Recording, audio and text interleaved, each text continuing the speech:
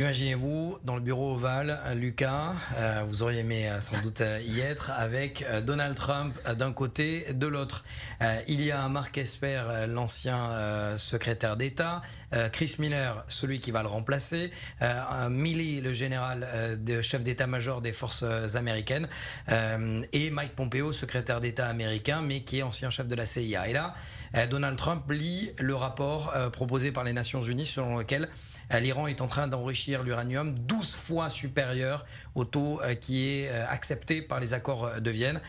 Colère de Donald Trump et qui dit c'est pas possible, on ne peut pas laisser passer ce genre d'informations, il faut frapper, dites-moi qu'est-ce qui est possible. Et là à ce moment-là, eh bien, tous les conseillers sécuritaires et diplomatiques de Donald Trump finalement tentent de dissuader Donald Trump de le faire, tout simplement parce qu'il pourrait y avoir des conséquences selon eux dramatiques pour et éventuellement un conflit dans la région en cas de frappe contre un site nucléaire et non pas un site de missiles iranien. Finalement, quand on regarde le mandat de Donald Trump, l'administration américaine a été plutôt frileuse à attaquer l'Iran. Quasiment tout le temps, depuis George Bush jusqu'à Obama et aujourd'hui Donald Trump, aucun des présidents n'a passé le Rubicon, c'est-à-dire véritablement accepté une telle frappe, une telle opération très délicate contre les installations nucléaires et militaires iraniennes. On se souvient, et on en parlait hors antenne avec Maurice Fergan, de ces visites d'Ehud Barak à l'époque lorsqu'il était ministre de la Défense,